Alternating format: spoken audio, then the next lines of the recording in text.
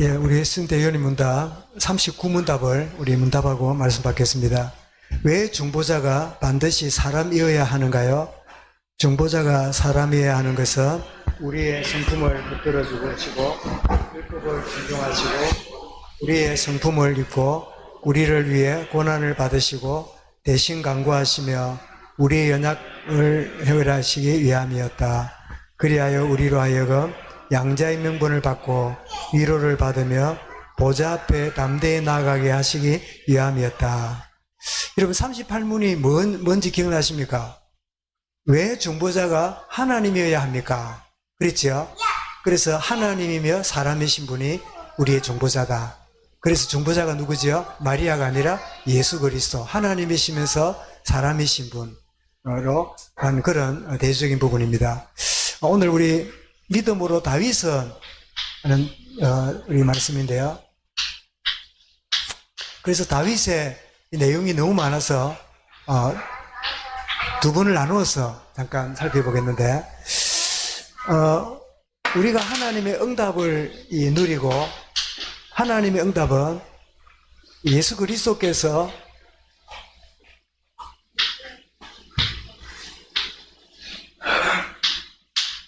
역사하시기 때문에 응답이 임하는 거지요. 그러면 예수께서 언제 역사하십니까? 언제 역사하십니까? 언제 역사하는 게 아니라 항상 역사하고 계시는데 내가 모를 뿐이지요. 말씀드리지요. 우리 이 안에 뭐가 있습니까? 공기가 있잖아요. 공기가 있는데 평소에 공기 있는지를 못 느껴요. 근데 손을 한번 들어보세요. 흔들어 보면 뭐가 걸립니까? 공기가 걸리지요. 근데 조금 더 느끼려면 한 100m를 힘차게 달려보십시오. 달려보면 뭐가 느껴지죠? 그때 하면서 막 엄청 느껴지지요. 그래서 내가 못 느낄 뿐이지 공기가 있듯이 하는 역사가 있는 거죠. 그런데 그래서 바울이 갈라디아 2장 20절에서 뭐라 했습니까? 내가 그리스도의 십자가에 못 박혀 죽었다 그랬죠. 죽었다. 내 자아가 십자가에 못 박혔다 그 말이죠. 그런데 바울이 이렇게 말합니다. 고린도전서 15장 31절에서는 내가 자랑한다. 내가 뭘 자랑하느냐? 나는 날마다 죽노라 이랬어요.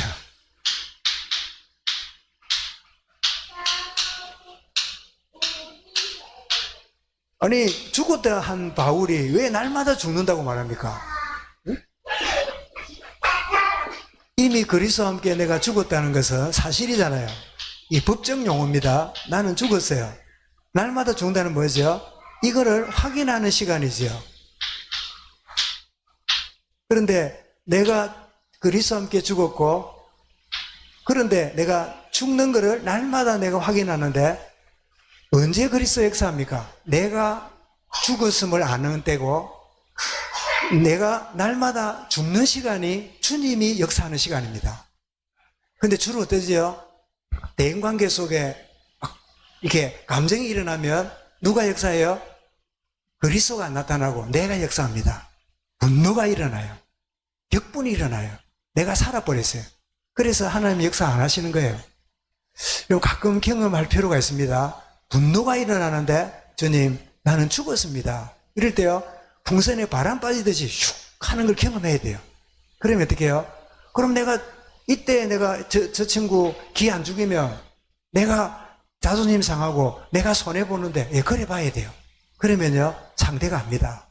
야, 이 사람이 틀림없이 이때쯤 되면 이럴 사람인데 어떻게 지나가지? 참는 게 아니라 그때 그 마음속에요. 이 사람 마음속에 주님이 계시구나. 주님이 계시는. 그래서 하나님의 응답이 내게 계속되는데 응답을 누리는 순간이 뭐냐? 내가 죽었다는 사실을 확인하고 날마다, 그래서 문제가 오는 이유는 내가 날마다 죽었다는 것을 확인하라고 하나님 자꾸 문제 주시는 거예요. 그래서 우리는 그걸로 합니다. 나는 그리스도 안이 끝났다면 자꾸 문제 오냐? 이렇게 말하는데 문제가 매일 오는 게 아니라 문제가 오면 내가 죽고 있는지 내가 살아있는지를 점검해보는 그 사실이잖아요. 그래서 왜 그 환자들이 이렇게 치료를 받다가 이렇게 무슨 문제가 오면 간호사가 와가지고 의사를 부릅니다. 의사를 부르면 그게 병원마다 담당자가 있습니까? 누구누구 환자 누구누구는 몇 월 며칠 몇 시분으로 운명하였습니다. 선포를 합니다. 의사가. 그러면 그 다음에 장례 절차로 들어가요. 그런 의사가 따로 있나요? 아니 그 과에 뭐 임상 아니면 하여튼 그 과에 뭐 해당되는 의사가 있겠지요. 또 뭡니까? 또 판사처럼요 죽음을 판정해요. 몇 월 몇 시분으로 고인이 되었습니다 하면서 그 정돈하면 그 다음 장례를 치르는. 그래서 우리가 나는 이미 죽었다 날마다 죽노라 내가 죽었는가를 확인시키는 순간이 올 때 내가 아니라 주님이 나타나심을 보는 순간인데 그때 나는 어떻습니까? 죽은 내가 자꾸 살아나 버려요. 자꾸 부활을 경험해요. 그렇기 때문에 주님이 나타나신 게 아니라 누가 나타나요? 내 자아가 드러나는. 그래서 내 자아가 드러나는가 주님이 드러나는가 하는 것은 날마다 죽노라는 그 현장의 순간을 경험한다. 제가 이번 주간에 어디 해외를 제가 하면 사역도 사역이지만 비행기를 타면 꼭 책을 한 두세 권 가져가요. 그럼 한 두세 시간 읽으면 책을 한 권 읽고 이러는데 읽는 가운데 우리가 죽었다고 말하면서도 바울은 날마다 죽노라고 하므로 내가 죽었음을 확인시키는 일이 문제구나, 갈등이구나, 부딪히는 것이구나. 그때 내가 나타나느냐 주님이 역사하느냐를 확인하는 시간이구나. 그렇게 관련된 부분을 한번 생각해 보게 되었습니다. 자, 우리 믿음으로 다윗은 그랬는데 한번 우리 준비된 PPT를 보겠습니다. 그동안에 우리 아벨부터 쭉 지난주까지 입다까지 말씀을 나눴잖아요. 그리고 나서는 오늘 그 다음에 누굽니까? 바로 다윗입니다. 다윗이 이제 나타났는데 한번 보겠습니다. 이 다윗의 그 생애를 이제 보겠는데요. 살펴보겠습니다. 빛 넘겨주세요. 다윗의 출생과 초기 생애를 보면, 자, 이새는 8아들 중에 막내 아들로 태어났잖아요. 베들레헴 출신이죠. 양을 치던 평범한 소년이었는데 하나님께 선택이 돼가지고 기름 부음 받아서 왕위 계승자가 됩니다. 이건 자기 노력이 아니라 하나님의 주권적인 계획이지요.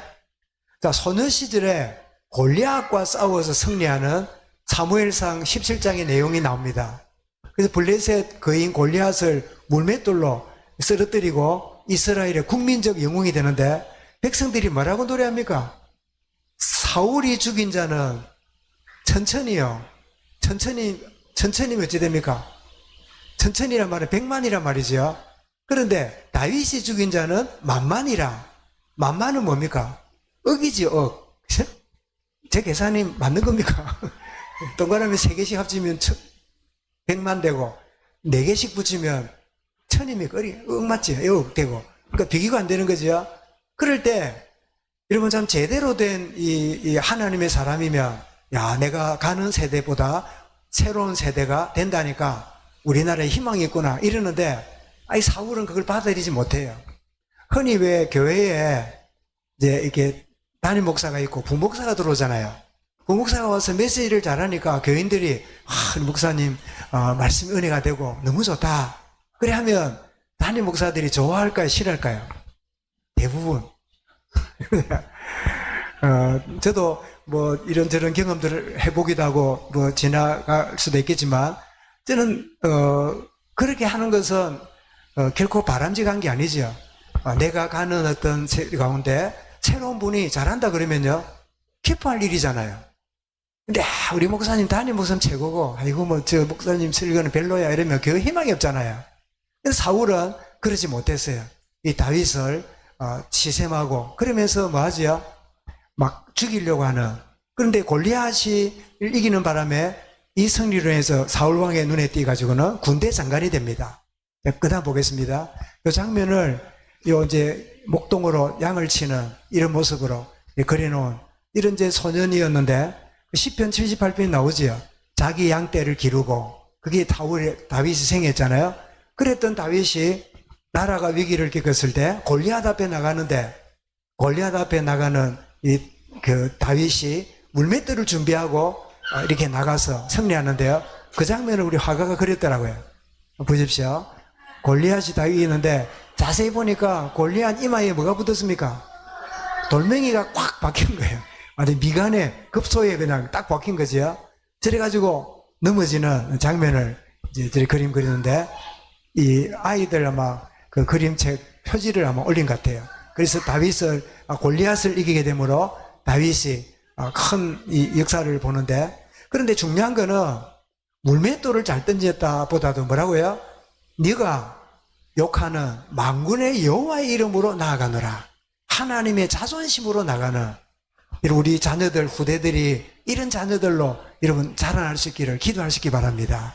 하나님의 자존심으로 나는 나아간다. 그 다음 보겠습니다. 자, 이런 소년 시절을 거치면서 사울 왕과 갈등이 이제 일어납니다. 다윗이 인기를 얻으니까 사울의 질투가 시작이 되고요. 사울에게 여러 차례 쫓아다니면서 도망 생활을 합니다. 이 다윗이 사울은 왕궁에 있고 다윗은 이 쫓겨다니면서도 다윗의 그 중심은요, 환경은 기가 막힌 도망자인데 그 영은 뭐지요? 여호와는 나의 목자시니 내게 부족함이 없습니다. 사망의 엄청난 골짜기에 다닐지라도 해를 두려워하지 않을 것은 주께서 나와 함께 하심입니다. 왕궁에 있는 사울은 악신에 시달리고 광야에 쫓겨다니는 다윗은 뭐예요? 하나님과 함께하는 이 축복을 누리는 걸 보게 되는데, 근데 사울을 죽일 기회가 여러 차례 있었잖아요. 그런데도 여호와의 기름 부은 자를 손대지 않는다. 여기에서 우리 뭘 보죠? 그의 신앙과 인격을 보여주는 걸 보게 되고, 그리고 죽일 수 있는 기회였지만 하나님의 절대 주권과 시간표를 기다리는, 빨리 죽이면 내가 빨리 왕이 될 거다, 그런 생각이 아니라 하나님의 때를 바라보는 이런 자세를 참 보여주는. 그래서 여러분 아까 말씀드린 대로 사울 왕과의 갈등이 일어났잖아요. 사울 왕과 갈등이 일어날 때 내가 나올 수도 있고요, 나의 주님이 역사하실 수 있습니다. 다윗은 누구지요? 전자가 아니라 후자지요. 사울은 다윗과의 갈등 속에 자기가 드러났고, 다윗은 사울과의 갈등에서 누가 드러났어요? 여호와 하나님이 그에게 이 은혜를 주셔서 그가 주님이 나타나시는 인생을 보낸 걸 보게 되죠. 그래서 갈등과 문제의 한계는 내가 죽고 그리스도가 나타나느냐, 그리스도는 없고 내가 나타나느냐를 챙겨보는 좋은 기회임을 여기서 알게 됩니다. 그 다음 보겠습니다. 이게 바로 사울왕이고, 사울왕이 악기를 켜고 자기를 위해서 노래하는 이 다윗을 어떻게 해요? 창으로 찔러 죽이려 하지요. 단창인데 여기는 좀 길게 만들었네요. 그래서 다윗이 피하고 도주를 하면서 그 위험을 피하는 그런 상황을 우리가 기억합니다. 사울왕과의 갈등. 네, 그 다음요. 그런 이후에 드디어 왕으로 세워지는데 언제입니까? 사울이 죽은 다음에 이제 유다의 왕이 되는데, 유다의 왕이 되어서 헤브론에서 7년 6개월 동안 통치합니다. 유다 지파만 그를 인정한 거지요. 그 사울 왕이 죽은 다음에 열한 지파는 이 다윗을 정통성을 인정하지 않았습니다. 사울을 의지하는 사람이 많은 거죠. 그 사울을 의지하고 다윗을 욕했던 대표적인 사람 누구죠? 시므이라는 사람이 다윗을 막 욕하고 하면서 비난하는 그런 일이 벌어졌잖아요. 그러다가 나중에 사울이 죽고 나서 장례를 치르고 이런 걸 보면서 다윗이 사울을 쳐낸 게 아니라 하나님이 그를 세웠구나, 그걸 깨닫고는 7년 6개월 이후에 예루살렘에서 이제 온 이스라엘의 왕으로 이제 등극합니다. 그래서 총 몇 년입니까? 7년 6개월에다가 33년이니까 40년을 다스리게 돼요. 그래서 흥미로운 일은 초대왕 사울도 40년을 통치했고요, 두 번째 왕이었던 다윗도 40년을 통치했고, 그의 아들 솔로몬도 몇 년 통치했을까요? 그게도 40년을 통치했어요. 그 세 명의 왕이 120년 동안 통치를 하게 되는데, 거기에 다윗이 40년간 통치하는 그 자리에 들어갑니다. 그래서 이제 통일 왕국의 기반을 이제 마련하는데요, 그가 이 솔로몬 때에 어디를 정합니까? 예루살렘을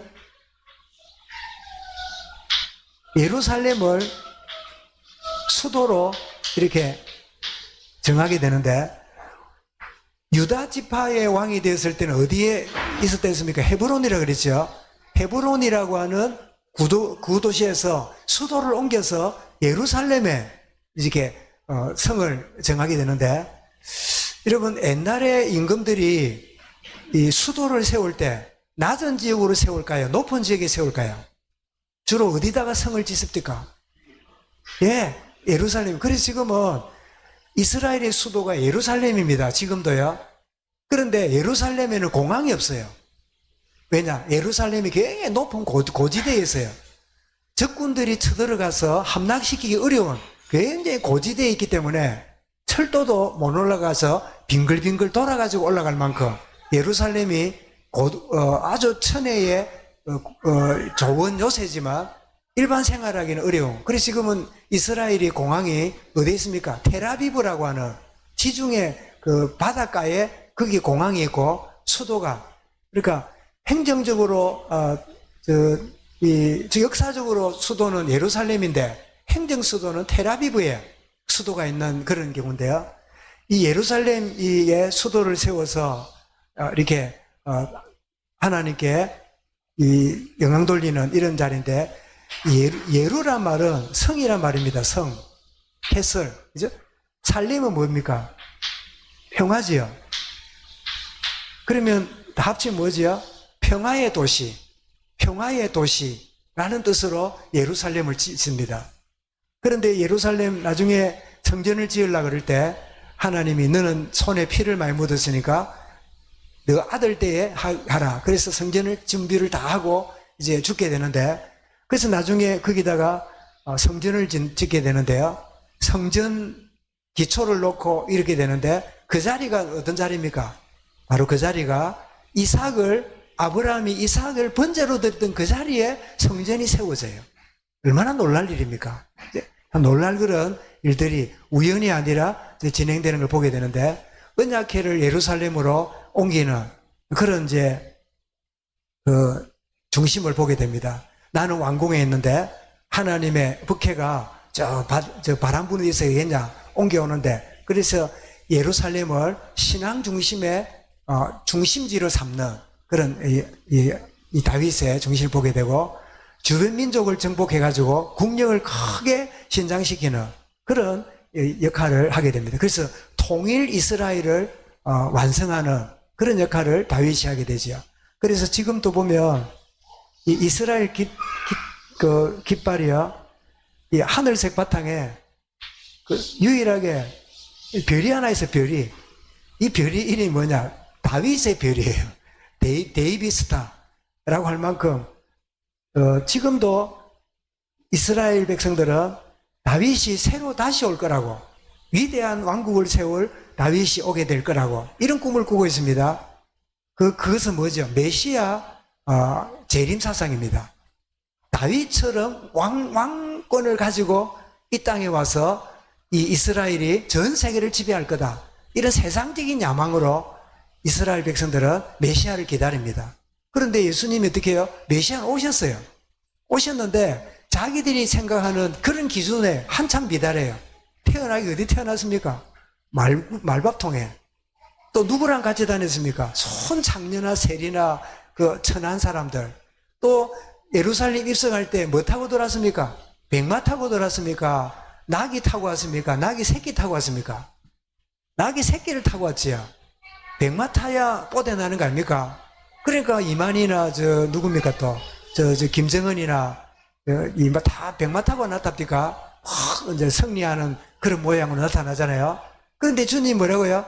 나귀도 아니고 나귀 새끼를 타고, 그래서는 짐작에 삐그덕거리는 고철 자동차를 타고 나오는 그런 모습이 아닌가, 요즘을 말하면 참 그렇게 여겨지는데, 다윗은 어쨌든 간에 참 그런 중요한, 지금도 존경받는 인물인데요. 그래서 우리는 이 다윗의 생애 전반을 보면서 받게 되는 교훈을 우리가 보게 되면 시편 23편을 통해서 다윗의 신앙이 그대로 드러남을 보게 됩니다. 첫 번째는 자신의 정체성입니다. 자신의 정체성. 자신의 정체성 뭘까요? 여호와는 나의 목자시니. 이 말은 뭡니까? 나는 주님의 양이다. 늘 다윗은 이 사실을 잊지 않았어요. 여러분, 다윗과 사울의 이 차이는, 사울이 왕이 됐잖아요. 다윗도 왕이 됐잖아요. 그런데 사울은 왕이 되자마자 자기 중심의 사람이 되었어요.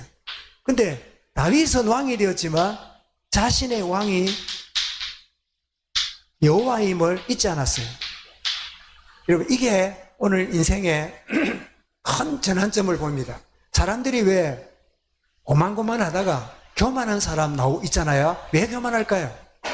그것은 자신의 위치가 자기 중심의 사람으로 바뀌어버렸어요. 그런데 다윗은 아무리 왕이라도 여호와가 나의 왕이다. 나의 왕이 되신 여호와여, 내가 주님을 사랑합니다. 이 고백을 하잖아요. 그래서 우리 여러분 자녀들이 어떤 위치와 성공의 자리 가도요, 결코 자만에 빠지지 않는, 너는 더 섬겨야 될 왕이 계셔. 내가 최고 높은 게 아니라 나보다 더 높은 분이 계셔. 그래서 아시는 대로 성탄절 되면 할렐루야 합창하면 우리 아는 게 있잖아요. 영국의 조지 왕이 처음으로 그 핸델의 오라토리오 할렐루야 찬양할 때 뭐였더라고요?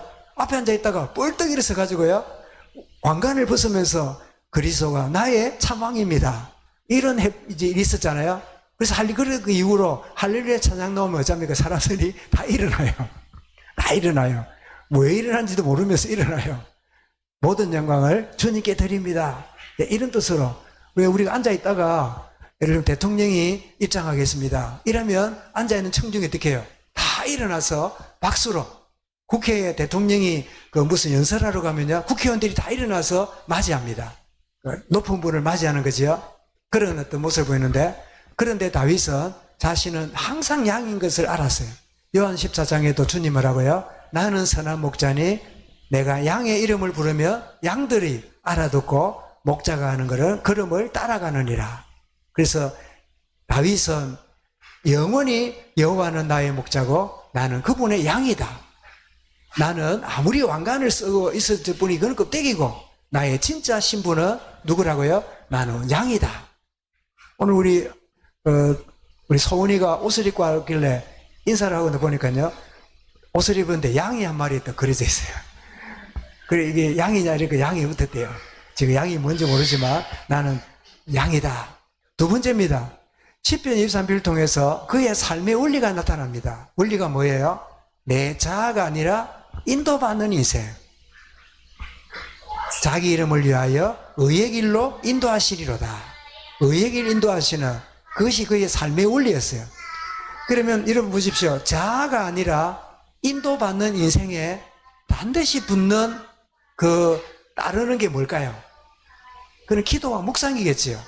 기도와 묵상이 되지 않으면 자아 중심으로 살지 결코 인도받지 못해요. 자기 하고 싶은 대로 사는 거지요.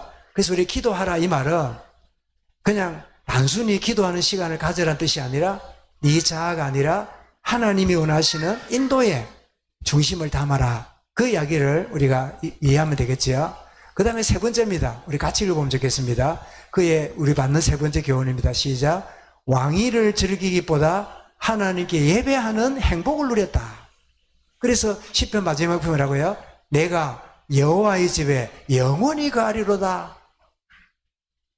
왕위를 노리면 어디에 거하리로다? 영원히 왕궁에 거하리로다.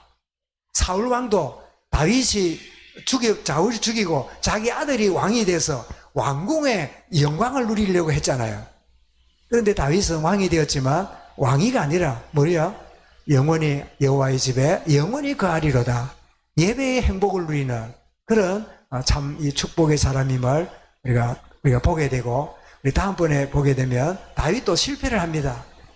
근데 여러분, 진짜 사람의 됨됨이는요, 실수하고 허물이 있고 실패할 때 그 사람의 진짜 됨됨이가 또 드러나요.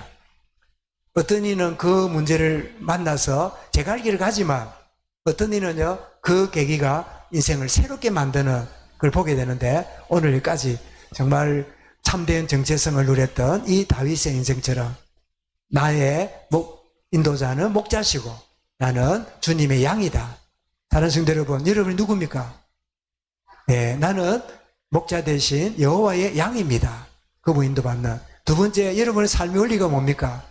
자아가 아니라 성령의 인도받는 것입니다. 세 번째로 뭘 즐긴다고요? 내 위치, 세상적인 어떤 것에 만족하고 누리는 게 아니라 영원히 예배의 행복을 누리는, 오늘 이 시간 예배하는 시간이 여러분이 행복을 누리는 귀한 시간인 줄 믿습니다.